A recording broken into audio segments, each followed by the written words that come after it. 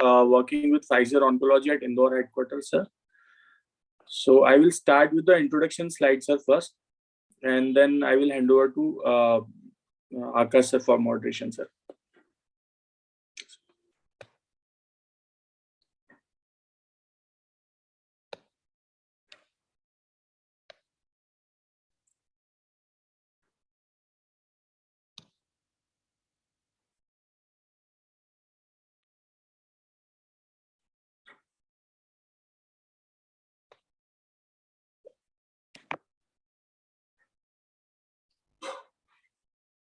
Sir, are you able to see my slides, sir?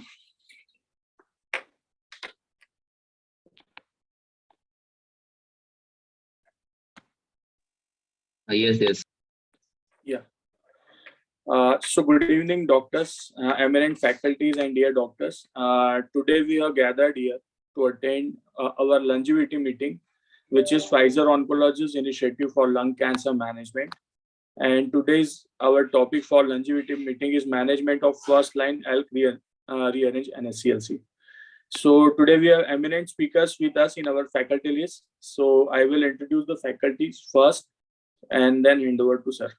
So with start, sir, I will start with a disclaimer that this meeting is exclusively for invitees only. If you have not been invited to this meeting by Pfizer, we request you to kindly log off. The meeting initiator reserve the rights to block unintended recipient. Video and audio recording of this WebEx meeting is strictly prohibited.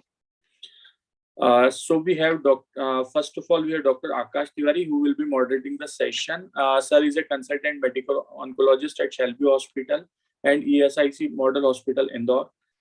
Sir has done DM training from All India Institute of Medical Sciences, New Delhi. Sir has more than 10 publications on national and international level. Sir has also been awarded by Dr. Shakuntala Jolly Gold Medal in 2019 for Best Student in Medical Oncology. And Dr. Akash has won many prizes during conferences and academics, and also affiliated to ESMO and Pediatric Hemato and Onco Chapter, Indian Academy of Pediatrics.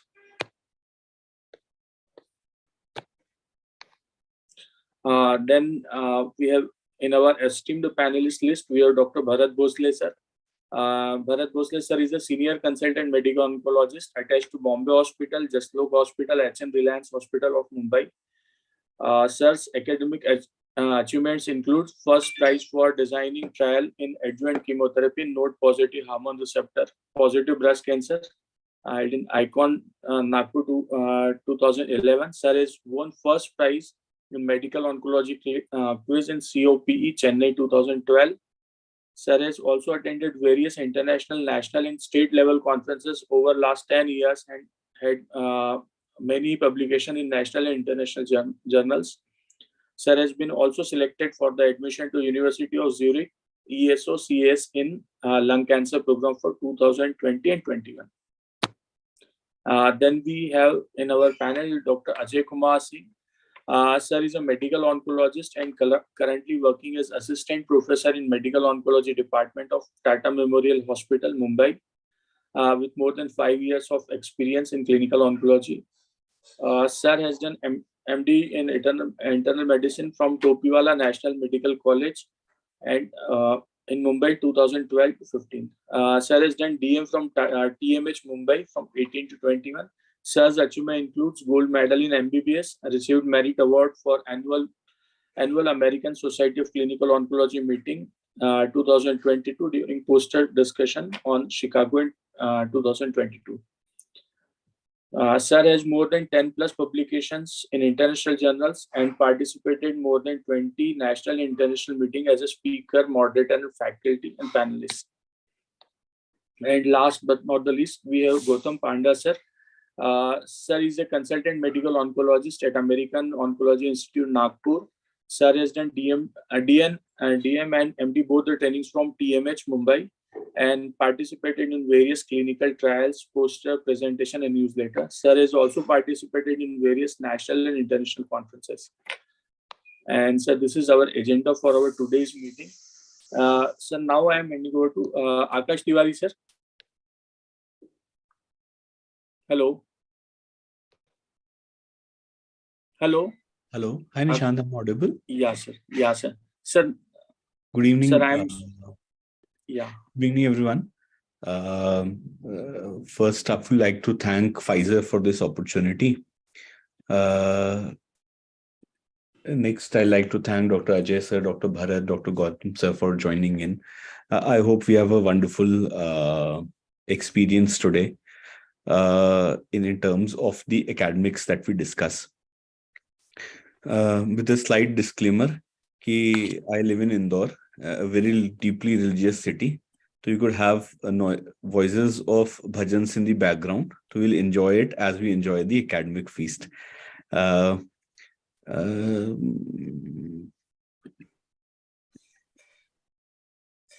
Give me 5 seconds and I'll just share the video, share the slides.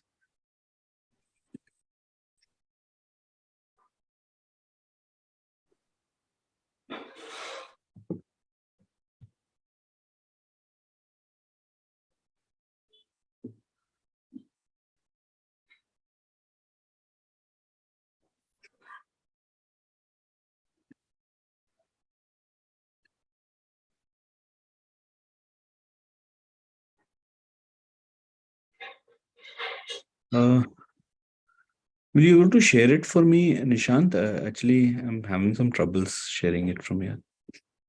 So please do mail me these slides, sir, because I don't have. We have not received these slides, sir. So you have to share to me on mail, sir. I will just share it down. Sure. Just please mail to me. Yeah, sir.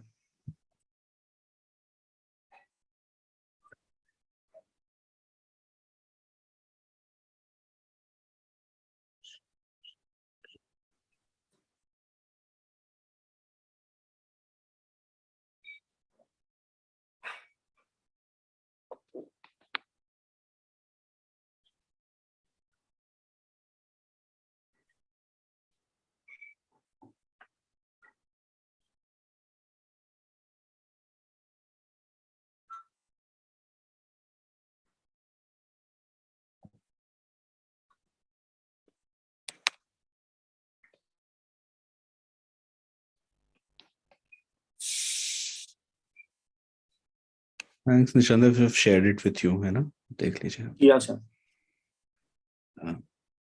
Hi everyone. So the topic that that was brought forward for discussion is the treatment of ALK positive lung cancer, and we know that this domain has seen a plentiful change in our times that we have been practicing. So we see that crizotinib first came on the block in 2015, and since then to 2022, we land to this problem of plenty, where uh, there is a mutation. There are so many drugs available that one has to spend time in deciding that what should be used first, second, and how should be the sequencing, testing, etc. for these mutations per se. So the essentially talk that we have here would be, and what we have thought is that we'll also discuss as we go, because in all these sections of the meet, actually, the only these relevant people are involved. So the first section of the talk was essentially in terms of the burden that lung cancer presents to us. So we know by the Globocon data that almost that today the lung cancer is the second most diagnosed type of cancer, and it is the leading cause of cancer-related death in 2000. Was the leading cause of cancer-related death in 2020. So cancer, which is not exactly the most common, but is the most lethal of its type. And of these, non-small cell lung cancer accounts for almost 85% of them, in which the largest chunk of almost 60% of these would be adenocarcinomas. So this is the subtype that is of relevance to us. In these patients with lung cancer, especially those with adenocarcinoma, we over a period of time have found certain mutations that have been targetable. It is relevant not just because of the first fact that I was mentioning, that lung cancer is the most common cause of mortality amongst cancers, but also because of the reason that it's worldwide, but also for the reason that its estimated number is likely to go up in India. So, Globocan says that if the incidence of lung cancer in India in 2020 is 72.5 thousand per 100,000 people, per 1 million people, it is likely to go up to 1,20,000 in 2040. So, this is likely to see a huge jump in our lifetimes. In the space of mutations, we know that non-oncogenic driver mutations essentially forms the largest chunk of patients that we see. Of the targeted mutations, depending how you classify KRAS today, it being the most common targetable mutation with almost 25% of the cases, with EGFR mutation accounting for around 23% of the patients, and ALK accounting for around 7.9 or 8% of the cases today. In the ALK positive domain, we know that depending upon what subtype we choose, the proportion of ALK mutation people remain around 2 to 11%, depending upon if they were Asians, non-Asians, they were young, old, what type of population as an individual taken. And a large chunk of these are adenocarcinomas. A large chunk of these are adenocarcinomas. They are smokers, they are women. And most of them will have an EML4 ALK mutations, which are exclusive of the EGFR mutations. So we know that EML4 ALK is the most common subtype that one can have. And then there could be different breakpoints and different partner genes, which may lead to several such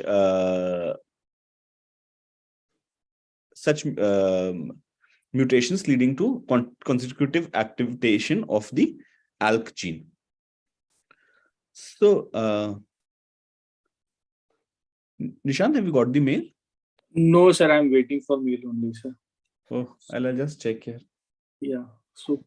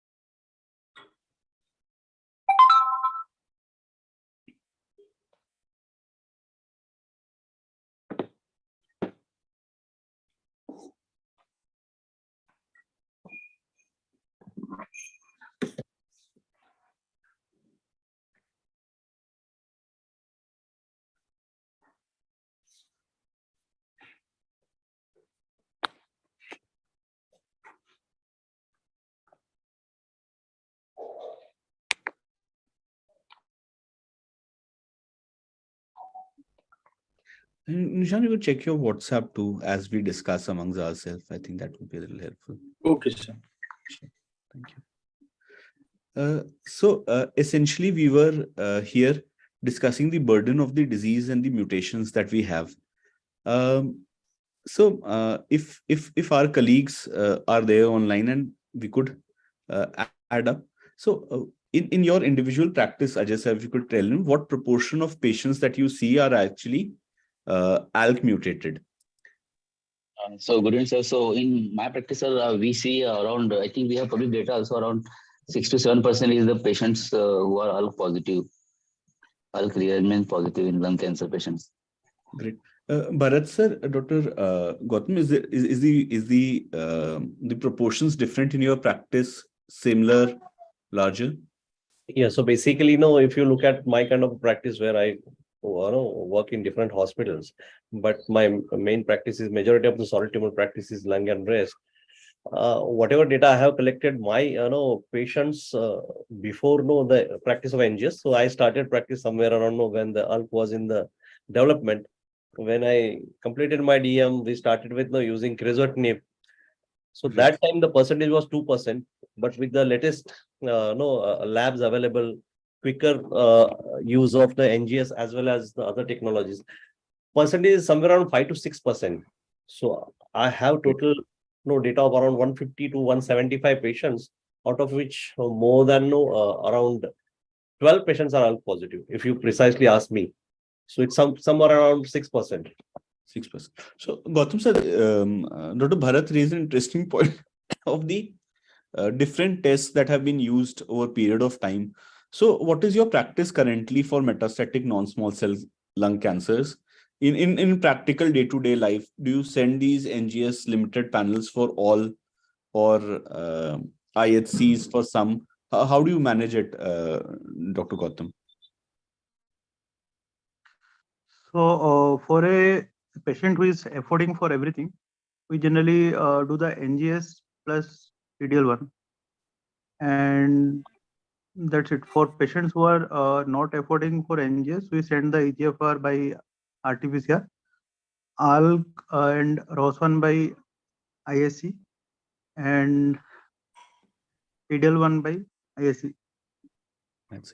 Bharat sir, has the practice in your town or in your city, has it changed over a period of time, and then with the costs of NGS coming down, more and more people are able to Yes. get it done? So see, when NGS was not available, we used to go by sequencing, and everybody used to do the same thing. Do the same thing, definitely. Yeah. And so what I have learned over a period of last 10 years of practice in lung cancer, especially pertaining to EGFR and ALK, if you're clinical suspicious to get any of those mutations, especially for EGFR and ALK, so you should see the how stable is the patient. Sometimes patient comes with brain metastasis, non-smokers, and you strongly feel this is something ROS or ALK. And if you send NGS, see, most of these NGS labs take at least 21 days. Very few labs give you result. In-house labs give you results in 2 weeks. But largely the labs unless and until they have that many samples, they will take at least 22 days. So what I have started doing, when I have adequate sample and the patient's sample goes for NGS, I get the IHC done. Because recently, last week only, one of the patients was about to miss by NGS. I requested the scientist to repeat the reads. There were then in the second run, he said there are 2 reads. Then I requested him to go back and do the IHC. Patient was relatively stable, but the young patient with brain metastasis, the day he saw the histology, he categorically said this is the mucinous disease. We are highly suspecting ALK. And then NGS was not giving the results. Then I requested him to go back and put the IHC. So I have been doing this. When the sample is adequate, we first run the IHC when the patient is not stable. So it's again, what you learn over a period of time, but this is something we don't want to miss. Excellent. So again, it's a learning. I sometimes send the sample for NGS, and if the sample is adequate, I do the IHC also. Great. So essentially, in the first part of the talk, as all our seniors and colleagues have mentioned, that that we know that lung cancer is a common deadly disease. A large chunk of these patients would be diagnosed in advanced tumors. That some of these would have driver mutations, and those with driver mutations do pretty well. It is better to pick driver mutations, and as Dr. Ajay, Dr. Gautam, Dr. Bharat, all of them pointed out, that the direction of testing has shifted essentially towards NGS, but still we use a lot of IHC, sometimes for pure logistical reasons, and sometimes for the excellent clinical picks, as Dr. Ajay was mentioning. Could you get down to the section of testing for CNS disease for ALK positive NSCLC? It'll be a couple of slides down. So the next session that we'll be discussing would be of the testing for the CNS disease. So we know that NCCN, ESMO says that in all patients with non-small cell lung cancer, except for stage 1A, which is very, very rare in our practices to find, it is better to do an MRI in all these patients. MRI, we know that, could you change the slides, Nishant? It will be probably the 10 slides from there. Move. So we know that essentially there are 2 modalities available to us clinicians. One is MRI and other is CT brain. MRI, hands down, when we talk about data, it is more sensitive. It picks up small mets. It is more sensitive, but it comes with its own issues. Change the slides, please, Nishant. we are ahead in the. We have discussed Yeah. this. Yeah. We have discussed this. Yeah. Yes. Change the slide, please. So we know that MRI brain essentially comes with its own issues, and the issues is predominantly of cost limitations and sometimes claustrophobia. So, Dr. Bharat sir, if you could move in, and Dr. Ajay, in your practice, what do you choose? So you get MRI done in all your patients, or do you select out on patients? I'll pick up.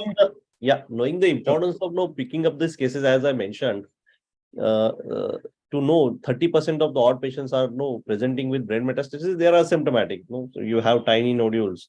Definitely. CT and contrast CT even misses those. PET CT, obviously, what we do is in my hospital where I practice, we are privileged to do PET scan for all the patients. But then I have patients where we have missed, and it is possible with the CT also to miss those small lesions where MRI. So MRI is only for those who are feasible, for whatever exclusions.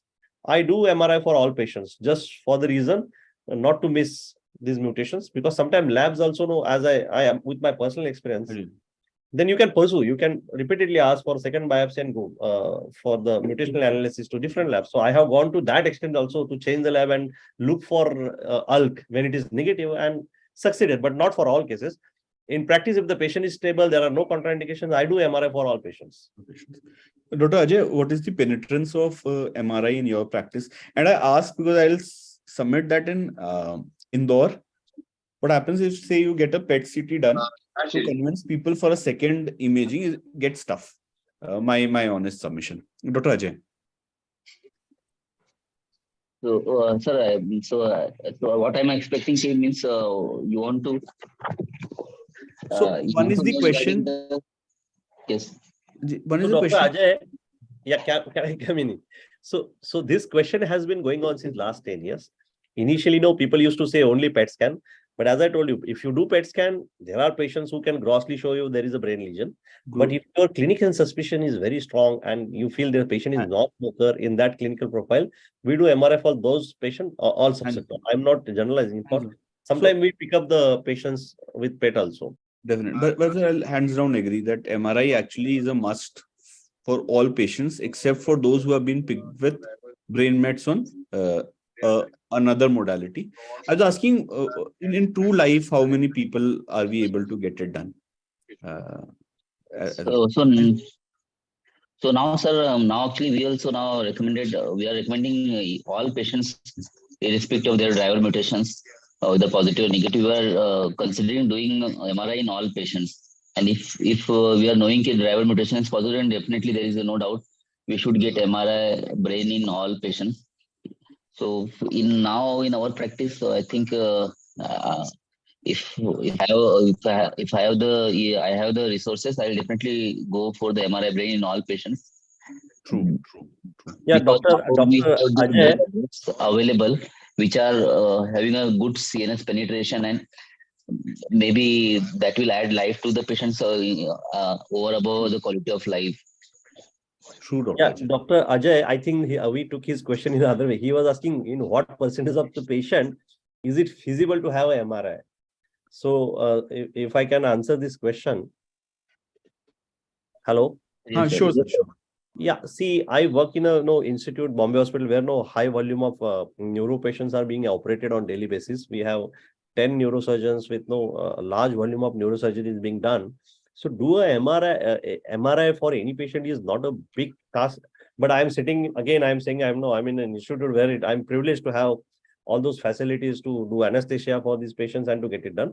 But as you rightly said, fraction of patients it is difficult as some of the contraindication you have mentioned. But to get an MRI is not very difficult. 2-tier, 3-tier cities, definitely there has to be there is going to be a problem, and I don't know the percentage, but yes, wherever feasible, it should be done as rightly said by Dr. Ajay. Sure. Please in slides, please. So, in sense of the management of these patients, we know that ALK positive lung cancers are peculiarly notorious for having brain metastasis. So the treatment options that we have is in terms of the whole brain RT or the stereotactic or the SRSs in terms of radiotherapy or a surgical resection. In systemic therapy part, we have chemotherapies, but we know a small number of these patients of these drugs actually penetrate brain. But in ALK positive lung cancers, we have this privilege that we have several drugs which cross the blood-brain barrier and do peculiarly well. Could you change the slides, please? So the reason that we are discussing these two entities of the burden of the disease and its mortality and the high percentage of brain mets that people with ALK positive lung cancer have is to decide usually on what is the first line of treatment for ALK positive lung cancer. So as we move ahead, we'll see the data of the CROWN trial. But just as a question, two parts of the question. Once, based on pure science, what do our colleagues feel is the best treatment option to give to our patients? And second is that in their real life, how did they choose what agent to give? So Dr. Ajay, Dr. Bharat, or Dr. Gautam, Dr. Bharat, and Dr. Ajay in that sequence. Gautam sir, if you could enlighten us first. Sir. So first the patient is assessed for the vitals, basically, whether he is stable or not. Then the disease is assessed, whether the disease is only extracranially or in the cranium also. Then the patient is assessed for the affordability. So according to that only we choose the drugs, and not to forget about the comorbidities also. And after that we choose the drug. If the patient is affording for everything and he is young with a good PS, no comorbidity, then we basically prefer lorlatinib. Otherwise, all the drugs are okay with actually. Bharat, Dr. Bharat? So we have seen those era where we used to sequence crizotinib, then ceritinib, and then alectinib when alectinib was not there. So we have seen actually patient living beyond 5 years, 6 years, even with the baseline brain metastasis. Now these drugs came, and no, looking at the data, we are tempted to use lorlatinib or alectinib as a first line. But again, I don't know, to understand if somebody with a brain metastasis and using the WBRT upfront, definitely the percentage of the crizotinib availability in not irradiated patient and a WBRT patient is definitely different. And I have actually seen excellent results with crizotinib also post radiation. Yes, if you want to avoid radiation, and especially I feel with lorlatinib, one must not give radiation to the patient because these drugs comes with the CNS side effects. So if I am avoiding radiation, definitely I would tend to use alectinib or lorlatinib. If the patient has received WBRT, sequencing crizotinib and then these drugs definitely gives a good PFS 1 and 2. And patient have actually lived beyond 5 years because beyond lorlatinib, we have chemotherapy only. The only benefit is it avoids the upsurge of the resistance as well as the brain metastasis. Obviously, with decline in the quality of life which happens with brain metastasis is avoided by lorlatinib. But the cost is also come down. You don't have a huge difference in the cost of crizo or lorlatinib now. Excellent. So, Dr. Ajay, essentially, if all drugs are available, no cost issue. So, brain met's not an issue. Newly diagnosed ALK positive lung cancer, what is your first choice per se? So, sir, for me also, irrespective of whether a patient upfront has brain mets or no brain mets, if cost is not an issue, then definitely I will prefer either alectinib or lorlatinib. Right now, our trend is to use alectinib first, but right now, how the data is maturing, CROWN data. So maybe I think in some period of time, we may be giving equal importance to both the drugs.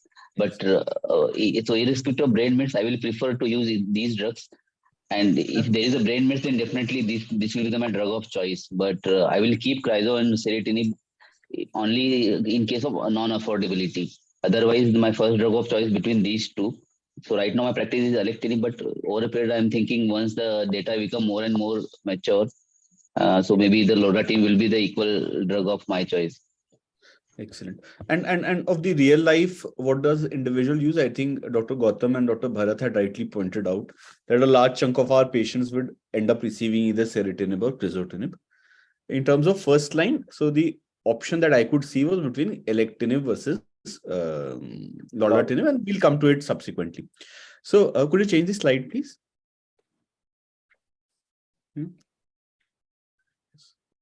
So And another as we're point, discussing, yes. there are two options. Pardon. Yes, sir. And Please. another point between, sir, while choosing alectinib and lorlatinib, then we need to see the comorbidity, whether patient, which drug patient will tolerate well. Otherwise, right now, whatever the data we have for alectinib and lorlatinib, both are looks equivalent. Only difference while choosing is we need to give importance to comorbidity. Sure. So this is something that we will come to as we are discussing it subsequently. So we know that in terms of the options that we have, one option we have is to use first line lorlatinib, and then you give chemotherapy subsequently, because there is no per se proven TKI post lorlatinib. And my summation is that this seems as a more brighter options to take. The second option is, as we have been doing for a long period of time, to use a second line, first line generation, then use a second line drug, and subsequently lorlatinib chemotherapy. So sequence it. Change the slides, please. So could you change the slide, please? I'll come to this point subsequently. So essentially what we have in this discussion till now is that ALK positive lung cancer would have incidence of around 20 to 30% patients of brain mets. That most guidelines and our colleagues also believe that we must get an MRI brain done for these patients. Of course, there are logistical challenges in certain places. That several ALK positive TKIs have been associated with, have been studied in first line, and they have demonstrated both prolonged PFS activity and CNS intracranial activity. That we know that lorlatinib as a kinase inhibitor is approved by FDA in frontline. It selectively enters the blood-brain barrier and excellent CNS activity, and it is one of the drugs that can be used. If the first drug to be used is something that we'll see as we go ahead. Would you change the slide, please? Would you change the slide, please? So we know that essentially today, please change the slide. So essentially we know that today we have a problem of plenty. There are a lot of drugs available based on the overall survival data, the PFS data, the intracranial efficacy, the side effect, the cost. A doctor has to put in a lot of brain to pick up what drug should he use. And I think we should have a broad consensus of where to use what. So lorlatinib essentially was developed to address two issues of ALK mutated lung cancer. The first one was that there are a large chunk of patients who develop brain mets in ALK positive lung cancer, and we wanted a TKI that can penetrate brain. And the second one is that there are a lot of point mutations that are developing in these patients, and we needed a TKI that leads to an improvement in that counters these mutations better. So we have lorlatinib, a selective ATP competitive, a highly potent third line generation. It has excellent brain penetration. It has improved outcomes and clinical outcomes and intracranial efficacy. And this upfront treatment can suppress the or delay the on-target resistance. So it meets both our goals. Could you change the slide, please? Please change the slide. Something. So we know that lorlatinib in a phase 2 trial had already demonstrated a marked intracranial activity in both CNS patients who had CNS mets or other line who had progressed on the first, second line agents. So it was good in managing and preventing the brain metastasis. Similarly, from the same data, we know that it eliminated the rare pre-existing subclones of on-target mutations for ALK. So it solved this other problem that we had in the trial data also. Could you change the slide, please? So essentially what we see here is the phase 3 trial of this drug, which was the Crown 3 trial, and a lot of our colleagues were also mentioning it. The trial essentially took patients who were advanced ALK positive non-small cell lung cancer, frontline fit patients. They are randomized to receive either lorlatinib or crizotinib And they were stratified based on brain mets or non-brain mets and ethnicity. The primary endpoint was PFS, though the intent was also to see the overall response rate, the intracranial activity, the safety, quality of life, and also the overall survival. Change the slide, please. Okay. So essentially what we had were men and women in their late 50s or early 60s. They're predominantly women, predominantly white or Asian. They were fit people. They were never smokers. Large chunk of them were metastatic and adenocarcinomas, something that we had expected. And almost 25-26% of them had brain metastasis per se. Could you change the slide, please? So first data that we have is the 18-month data, and the primary, in the terms of primary endpoint or the PFS, in the lorlatinib arm, the PFS was not reached. With the crizotinib, the PFS being 9.3 months. And this is something that we'll see as a recurring theme from here, that the PFS of lorlatinib will not be reached, and crizotinib, the PFS will be around 9.3 months. Could you change the slide from here? So when we're investigator assisted, again, we had similar finding. With a hazards ratio of 0.21, there was significant improvement in the PFS. So that means a relative risk reduction of progression of death or death by 79%. So a huge margin of improvement. Could you change the slide, please? And there were all subgroups benefited with this drug. So irrespective of the ethnicity, the fitness, the gender, age, smoking status, or the histology, could you change the slide, please? That lorlatinib did better than crizotinib. The overall response rate in the lorlatinib arm was 76% as compared to 58% in the crizotinib arm, with the median duration of response being not achieved in lorlatinib versus 11 months in crizotinib. So not that more people were responding, a large chunk of them had sustained responses that we have seen in this trial. Could you change the slide, please? So when we see the intracranial overall responses, we see that in patients who had measurable brain metastasis, almost 71% of these patients had CR and 11% had PR. So the intracranial overall response rate was 82% as compared to 23% in crizotinib arm. So it demonstrated a significantly higher intracranial response rate as compared to crizotinib, something that we can vouch for. Can you change the slide, please? Based on the pure manufacturing of the drug. It is also to be noted that in terms of survival without CNS progression, we see that lorlatinib does much better than crizotinib. Essentially, of the patients who did not have brain metastasis at the baseline, only one individual developed a brain metastasis in lorlatinib. This is the data that we'll see subsequently. Could you change the slide, please?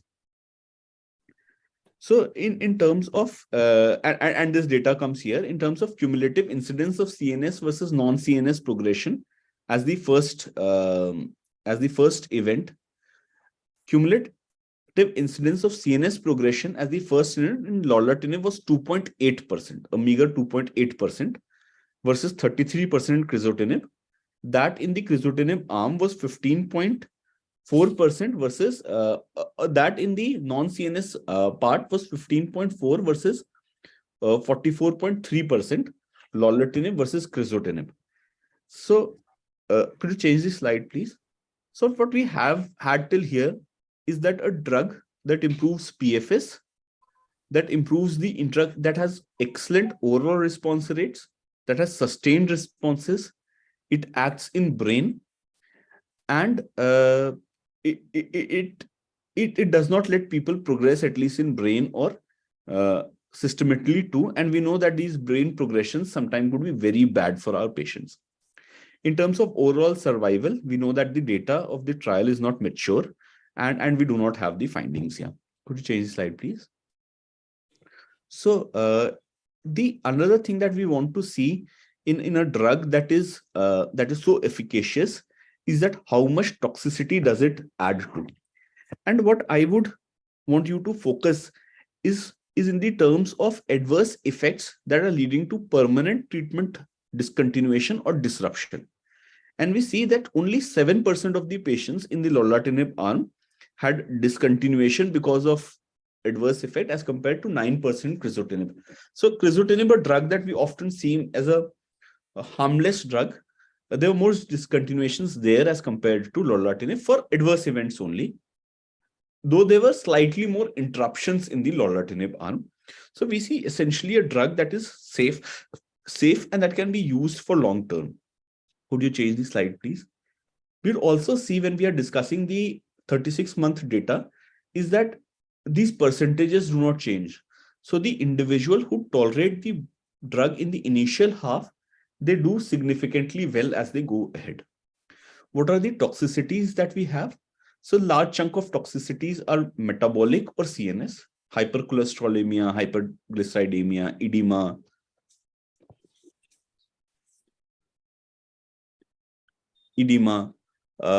hypertension, and certain mood or cognitive effects are the primary side effects that one faces when you are using lorlatinib, as compared to the edema, diarrhea, visual disturbances, or the liver dysfunctions that one face when one is using crizotinib. Could you change the slide, please? In terms of quality of life also, we know that a drug that is giving a longer period of duration of control will also be a drug that will give a better control. So that is something that we also see in the trial here. Could you change the slide, please? So from here, what we have is the 36-month data. And to point to you before we move ahead, that the data do not change much, and we get a drug that we can show certain degree of confidence upon. So in terms of PFS, we know that crizotinib, the median progression-free survival was 9.3 months. And at 36-month follow-up also, the PFS of lorlatinib was not reached. So it had a hazards ratio of 0.27. That is almost a 73% reduction in relative risk of death or progression. The overall response rate was 77% versus 58%, and the duration of response was not reached versus 9.6 months. So it had a higher overall response rate. It has a longer duration of control at 36-month follow-up also. Could you change the slide, please? And as we have seen in the 18-month follow-up data also, irrespective of the subgroup that we choose, brain mets, no brain mets, ethnicity, fitness, gender, smoker status, adenocarcinoma status, lorlatinib hands down does better. Could you change the slide, please? So in terms of patients who had brain metastasis versus who did not have brain metastasis, again, we see that lorlatinib has significantly longer PFS. This stresses the point that it is not, so we know that the drug has been specially designed to enter the brain. But even in patients who did not have brain metastasis, drug is delivering a sustained progression-free survival, a sustained good response. Could you change the slide, please? Once these patients respond, the time to progression also is significantly longer. So at 36 months, in crizotinib arm, this time to progression was 16.6 months to almost 1.5 years, Savasal. In the lorlatinib arm, it was not reached again. And I had already seen a very small chunk of these patients. So of 149 patients, only 9 had an event. So the event ratio is too far from reaching a median at a 36-month follow-up also. Could you change the slide, please? So in terms of time to progression, in patients who had brain metastasis, only 8 patients progressed versus 26 in crizotinib. So again, median PFS was not reached here. Could you change the slide, please? The time to progression for patients without brain metastasis, as was assessed earlier, was significantly longer. Could you change the slide, please? Could you change the slide, please? So in terms of adverse event, and this is something that I'll want my colleagues to draw their data draw the focus on. The adverse effect leading to permanent discontinuation at 36 months remained 7.4. This was also the data at 18 months. So the patients who had issues had issues earlier, but as the time progresses, these patients tolerate drug well. So not that this drug is only giving a sustained response, it is also giving us a good tolerability in long run. Could you change the slide, please?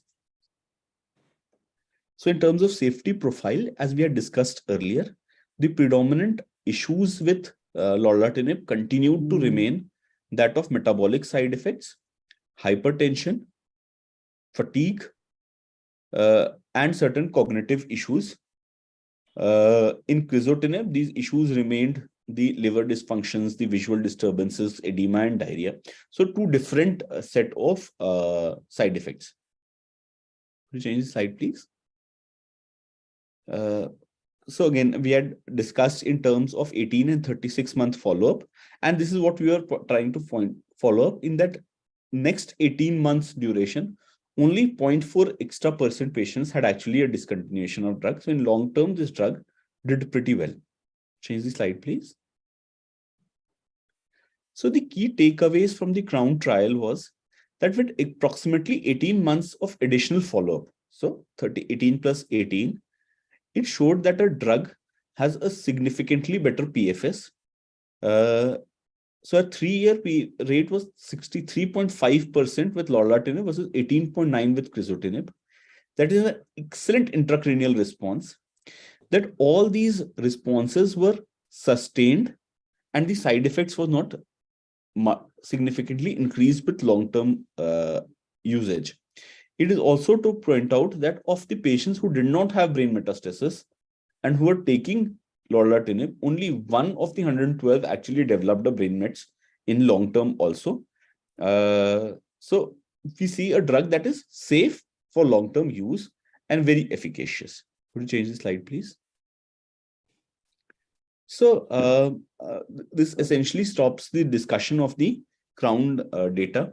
And so this is something that we were discussing as we went into this section of the discussion.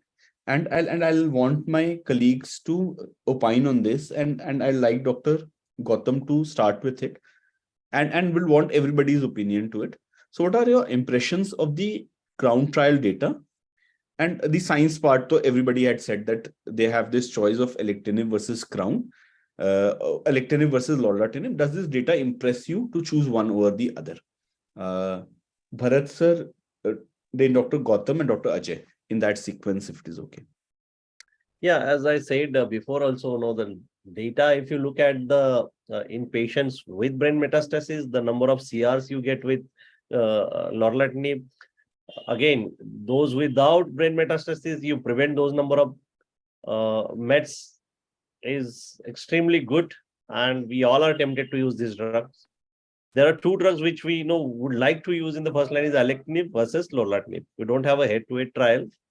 But yes, definitely these drugs we would prefer above crizotinib. But no point to say that even somebody uses for the reason of cost, because patient has to pay upfront whatever support program. True. Patients, most of these patients end up in not buying these drugs. With brain radiation, using crizotinib is also an option. One should not deprive these patients if somebody is not affording. And obviously through some access program, patients are getting access to crizotinib also. We have actually seen patients living longer, but the patients are affording, we give those options of lorlatinib or alectinib, preferably lorlatinib. But again, if somebody is with the WBRT, one has to be very careful while using lorlatinib. I have personally seen all those side effects of CNS side effects in my patients using lorlatinib. Excellent. So Dr. Bharat says vote lorlatinib versus or alectinib first line, slight tinge towards lorlatinib. If not affordable, crizo plus RT sometimes is the way to go. Dr. Gautam, your view?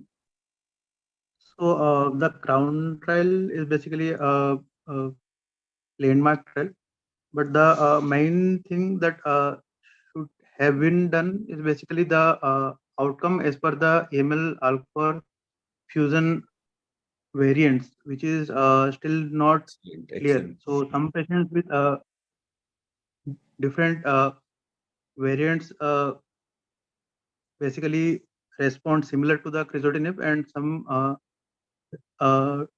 respond better with lorlatinib. So that is the one thing. Otherwise, the trial basically shows lorlatinib has better efficacy in terms of CNS activity and extracranial activity also, and it also has some toxicities which can be managed by the clinician. Excellent, excellent, sir. So, Dr. Bharat Dr. Gautam raises 2 points. He says that lorlatinib, good drug, a variant-wise data is not available. But I think, sir, what you meant is the on-site mutation or the partner of the ALK-wise data. So, partner of all-site data. And the second point that sir raised was, of course, the cost and logistics. Dr. Ajay?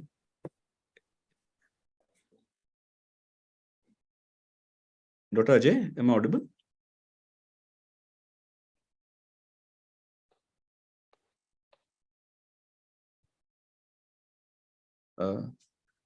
I think we've lost Dr. Ajay. Is it?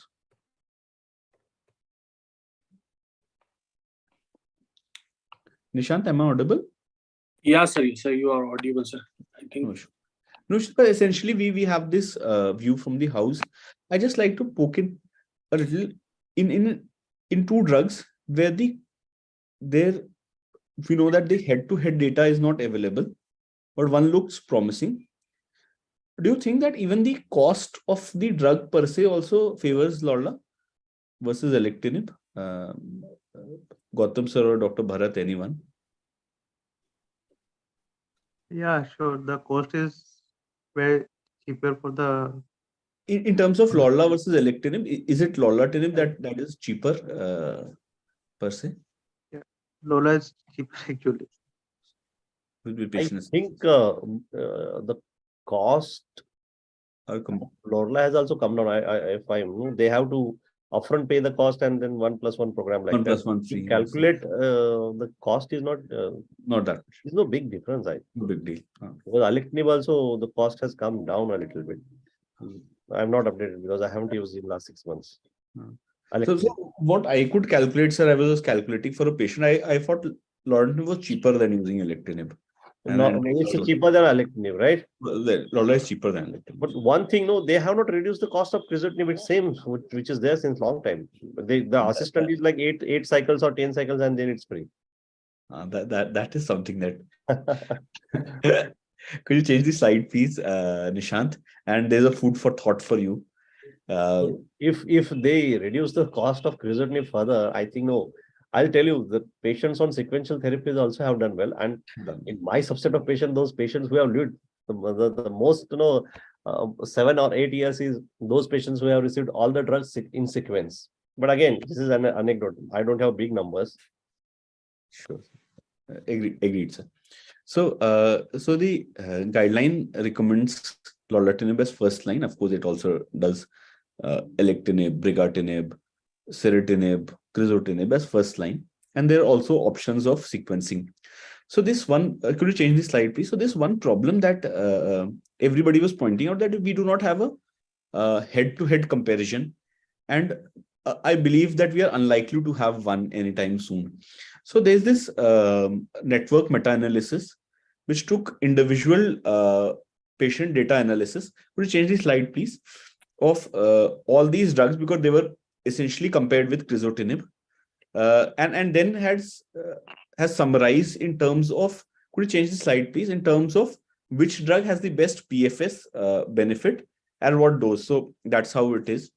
We know that the first choice that every clinician would want to have is that if one drug has a survival benefit over the other. So we know that in terms of these drugs, because the lorlatinib data is not mature, we do not see a survival benefit of one over the other. So lorlatinib data is not mature. Otherwise, they look pretty comparable. Could you change the slide, please? So where we have data is in terms of the progression-free survival. Could you change the slide, please? So because these drugs were essentially studied in comparison to crizotinib, lorlatinib, alectinib, brigatinib, based on the individual patient data analysis, they saw that which drug does better. And so this cannot be in the exact science, but we see that in terms of PFS, in the given meta-analysis, lorlatinib does better than, seems to be do better than brigatinib, alectinib, in both untreated as well and ALK inhibitor naive patients. It does better. So there's some hint that this drug, in terms of PFS, of course, PFS cannot be the sole criteria for picking, does better than its counterparts. Could you change the slide, please? So, and it is in terms of all the subgroups that we have: age, gender, race, smoking. Though the diamonds usually lie on the lorlatinib part, the confidence intervals are large. They cross the unity. So we cannot say in terms of subgroup, but overall it seems that lorlatinib would give a better PFS advantage than alectinib, at least in this meta-analysis. Could you change the slide, please? So they ranked the drugs in patients with CNS metastasis and without CNS metastasis. And the ranking is something that we knew intuitively. So lorlatinib doing best, alectinib, briga, and crizo. But not to forget, as Sir was mentioning, that crizo happens to be the most accessible drug. Could you change the slide, please? So concluding in terms of PFS, in both ALK inhibitor naive, ALK inhibitor positive, untreated tumors, lorlatinib seems to have a better PFS advantage. It also seems to have a higher overall response rates, but essentially we do not have a overall survival data. But jahan pe hai, wahan pe all of them are comparable. And in terms of adverse event, they do pretty equally. Could you change the slide, please? In fact, there was this slide on alectinib and lorlatinib toxicity also. I probably missed out. And it seems as if alectinib had a higher failure rates or higher rates of discontinuation long term, which again seems counterintuitive. It is a well-tolerated drug, but that is what the data was. So the next question was in terms of toxicity. So we knew Dr. Bharat had pointed out several times in terms of the radiation, avoiding radiation and the CNS side effects. So I'll start with Dr. Ajay. What are the common side effects that one should be wary of? And if in your experience, how do these patients on lorlatinib do? Dr. Ajay, then Dr. Gautam, Dr. Bharat, in that order, if it is okay. So right now, coming to the lorlatinib experience, sir. So right now we are having all patients on lorlatinib in second line and subsequent line. So definitely there is a concern regarding the dyslipidemia these patients develop, and I think even with the treatment, this dyslipidemia is not very easy to control. I find that these neurological side effects which we see. But again, these neurological side is not commonly seen, but still, yes, it is there. And again, even with dose modification, I have not seen so good control of these neurological. So if we compare this, so I think alectinib is definitely an easier drug. And then in second line and beyond, I think, sir, there is PFS is not so good with the lorlatinib. We have few patients who are showing a good control rate, but again, I have seen patients who are giving these drugs in second and subsequent line, showing a rapid progression of the disease in those. So I think that is my experience right now with lorlatinib. So Dr. Ajay pointed out two very interesting things. One is in terms of side effects. He feels that once the dose reductions happen, people tolerate it well. He finds one drug more easy to handle than other. But he reads a very important point. And that is something that we would have taken it later on also, that the PFS in second line is not as good, as remarkable, as sexy, if it is not being recorded, as it is in the first line. Dr. Gautam, your opinions on it, on the side effects currently, and how do you manage them, and any other specific point that you learn to raise?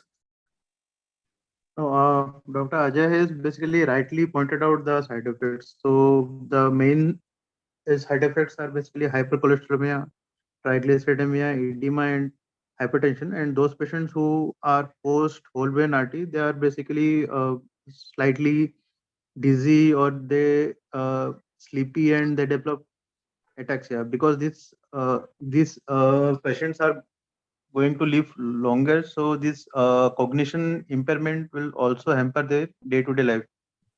So these are the side effects which are to be kept in mind while in the clinic. Gautam, And sir, any pearls of wisdom on management of toxicity? Dr. Gautam, Dr. Bharat, anybody could take it, because I think the toxicity part is essentially being covered by Dr. Ajay and Dr. Gautam.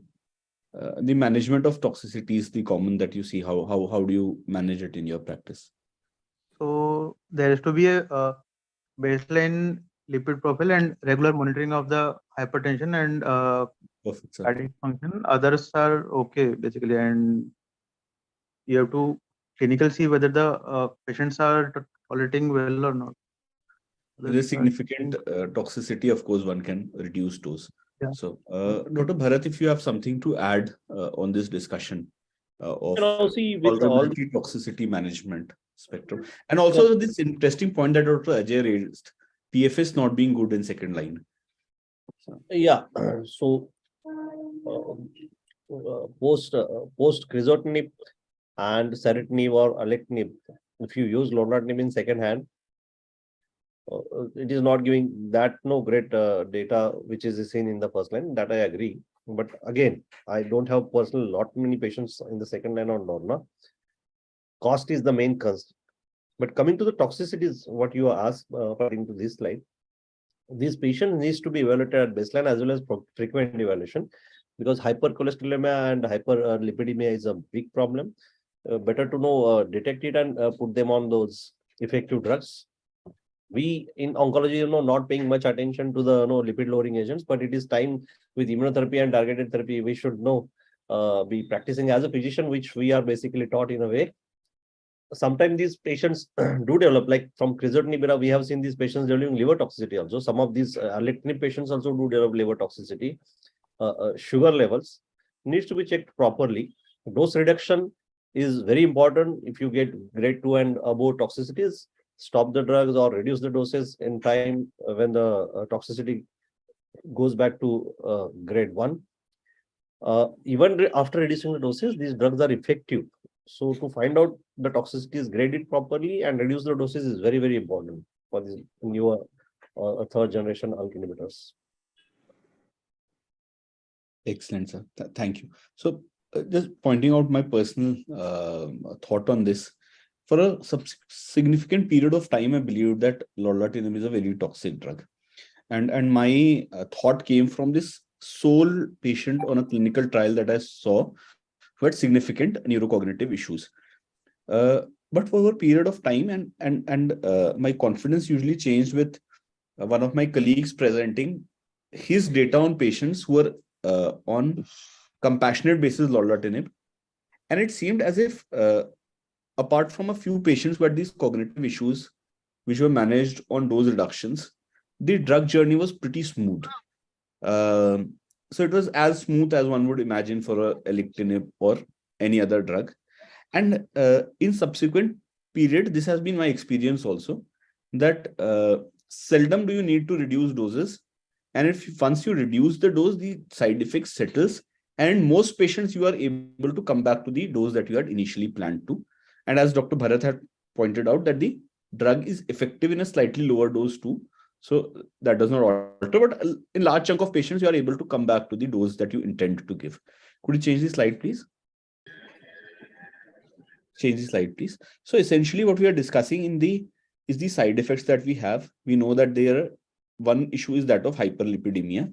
Could you change the slide? The next slide is better, I think, in terms of discussion. So we see that essentially we need to monitor these patients with their lipid profiles. We do it on a 3-monthly basis. baseline on a 3-monthly basis. And one should use a lipid lowering agent for these patients if they develop a if they develop a toxicity.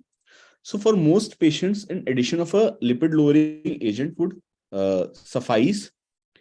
In individuals who have a cholesterol level of over 500 or a triglyceride level of over 1000 or 500, or so, who have a severe or a life-threatening toxicity, one should stop or interrupt the dose of lorlatinib. But most of these patients with lipid lowering agents, their lipid profiles would come back to normal, and one will be able to re-challenge them with the same dose. And whenever we have to dose reduction, we have to dose it by step. So 25 milligram reduction would be something that is acceptable. Would you change the slide, please? So the second issue that one has is that CNS side effect. So essentially, people have change in the cognitive function, mood, speech.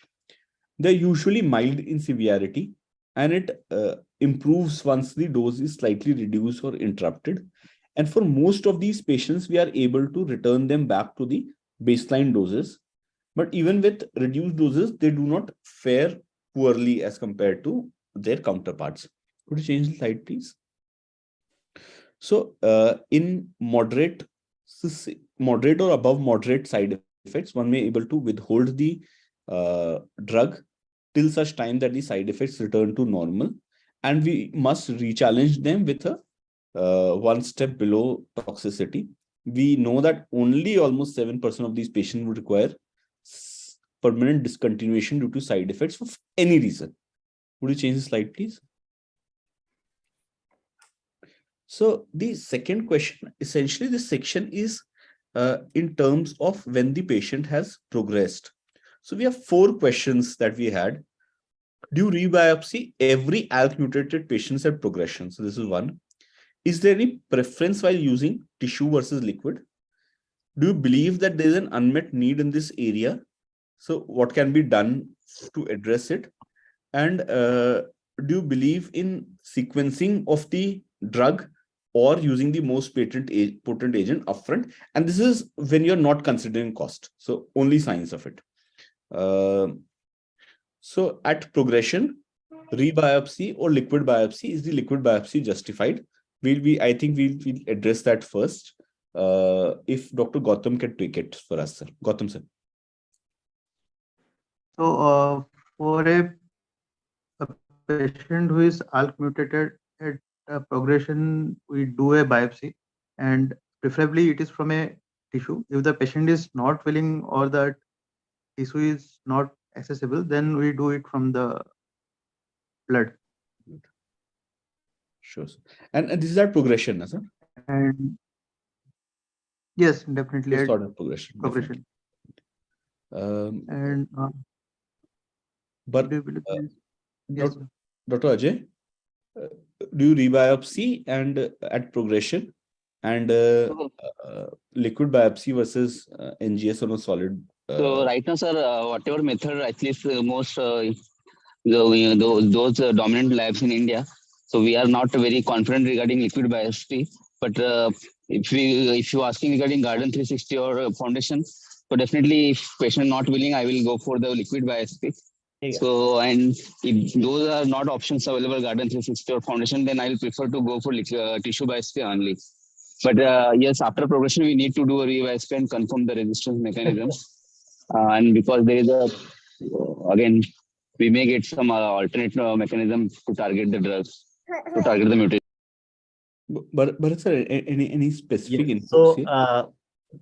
See, this anxiety of our labs has been there, but cost is a big issue. With I agree partly with Ajay, but now what I have personally seen my experience with Indian labs, they are improving. I have a very good experience with liquid biopsies. We have a data that we sometimes end up in missing those mutations. So if cost is not a constant, let's say that no, cost is not at all a constant, patient is progressed. We know that PFS is going to be small. I practice liquid and solid, both the biopsies. If solid is feasible, we end up in a situation where no doing biopsies becomes a problem, then you can send the liquid biopsies. We have a good quality labs.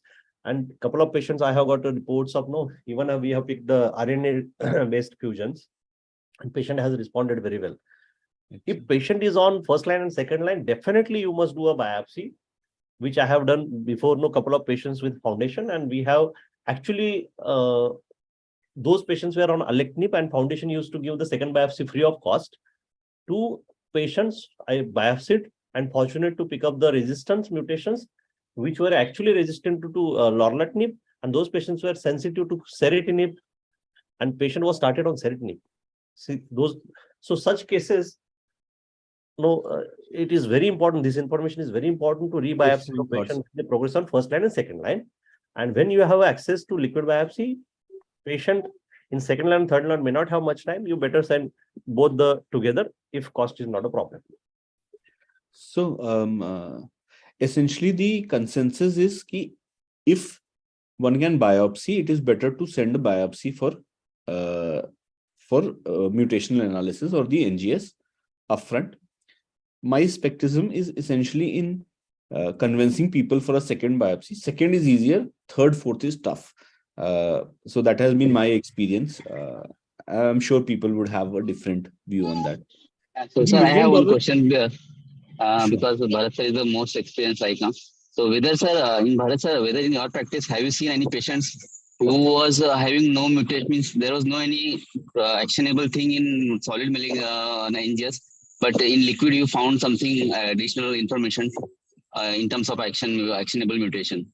Yeah, so recently, I had one patient 6 months back, 6 or 8 months back.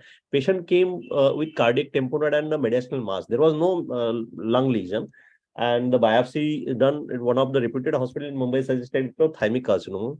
I reviewed the biopsy, then based on that extensive IHC workup, it was lung malignancy, and by the time patient was landed into the ICU, and the tissue had actually exhausted. We tried to look IHC on basic panel. But then the only option was to do liquid biopsy, and in the fusions, I found ROS1, and the patient responded beautifully to crizotinib. The cardiac tamponade disappeared, and lung, that mediastinal mass, which was 8 to 9 centimeters, disappeared. So, and this is from the Indian lab, not the foundation or the garden. That's why I said no. I started believing in our lab; they are evolving, and cost has come down significantly. So, yeah. No, so please. Go ahead. Yeah, so this is how the liquid biopsy helps, and that's why I particularly said if cost is not a problem, I would like to send both the tissue together, because by the time these reports comes 21 days, and if the negative again you send liquid biopsy, that will take 21 more days.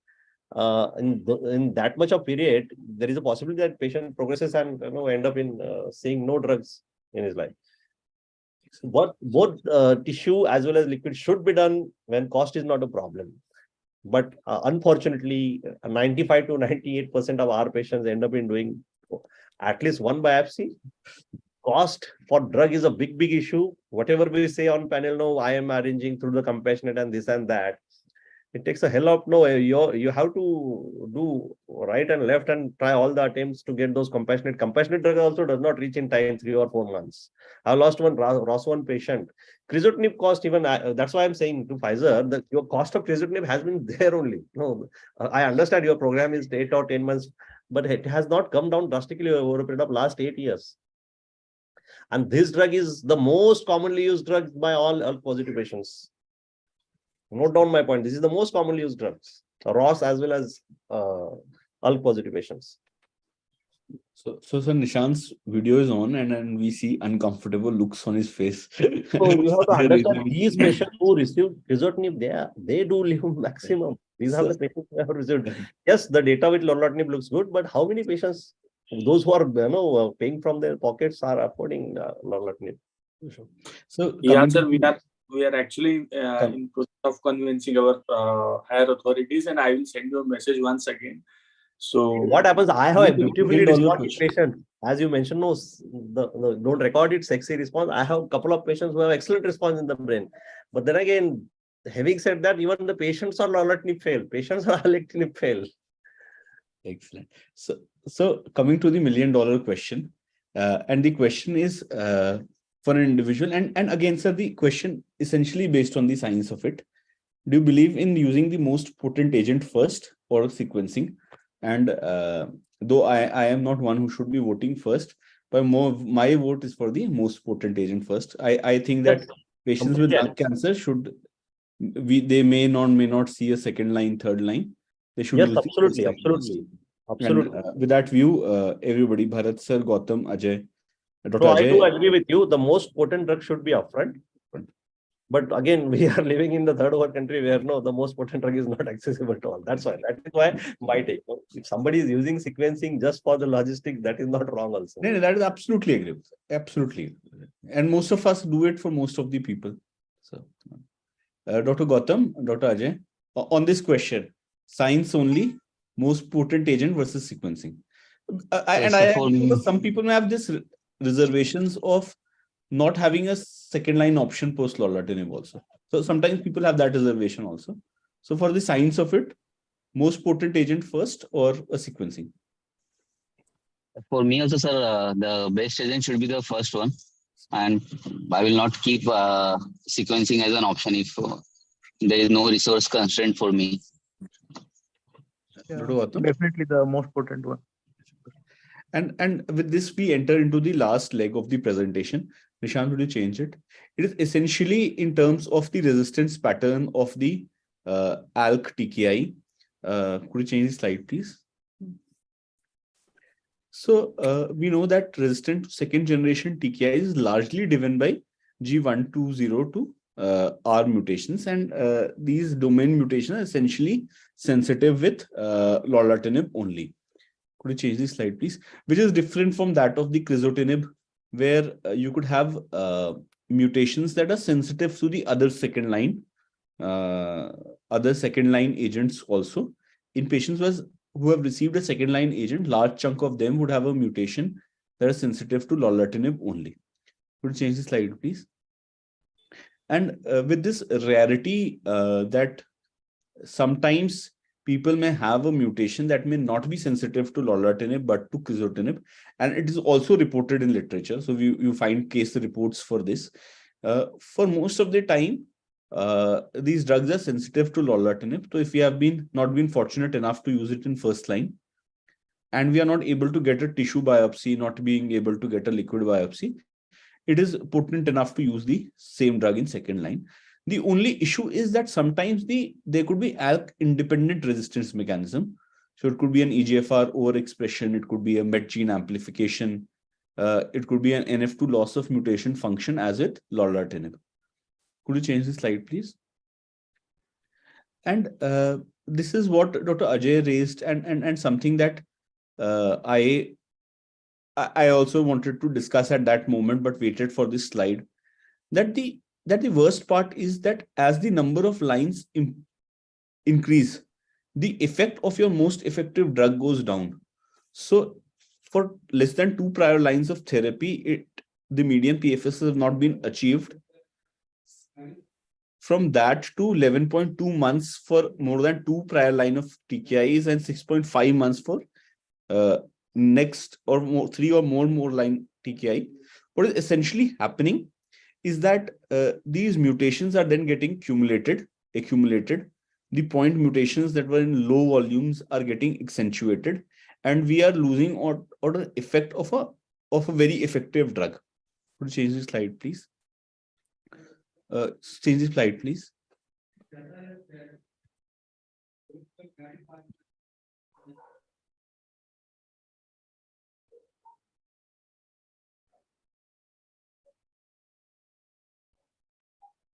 So we know that there is rapidly evolving clinical evidence of ALK positive non-small cell lung cancer, which defines what the sequencing should be. So we know that post-alectinib we have lorlatinib, post-lorlatinib we have chemotherapy only. Similarly, as we discussed several times, and what has remained the cornerstone of our practice is that a first generation TKI followed by a second generation TKI for a third generation TKI. And as was the consensus amongst the colleagues that we have here, could you change the slide, please? Consensus amongst the colleagues that we have here, if we have an option of using the best drug or the most potent drug first in ALK positive lung cancer, for that matter, anywhere in malignancy, it is always better to use your first weapon first. As sometimes my professor pointed out, these are like street fights.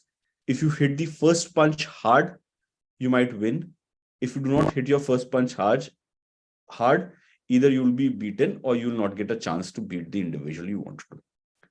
So the key takeaways from here would be that in the treatment of ALK positive non-small cell lung cancer, compared to crizotinib, lorlatinib provides a longer PFS, a higher overall intracranial response, and improved global quality of life. It is a safe drug. It has grade 3 grade toxicity, which are more frequent with lorlatinib, but majority of them are asymptomatic. So hypercholesterolemia, hypertension are asymptomatic, and they can manage with drugs. With sequential treatment of ALK-related treatment, around 35% of these patients will develop resistant mutations on lorlatinib and compound mutations, and then lorlatinib may not be effective in them there, and hence it is better to use our hero first. With this view, could you change the slide, please? With this view, I like to end my presentation. I like to thank Dr. Bharat, Dr. Ajay, and Dr. Gautam sir for the wonderful inputs. And if there are any questions, I think our colleagues in the forum would love to take it. Nishant. Yes, sir. So, sir, thank you very much, sir, for excellent moderation and our esteemed panelists for worthwhile discussion. Today, we have more than 22 doctors who are attending this conversation across India, sir, and enjoying this scientific feast. So now we are opening session for question and answer, if anyone have.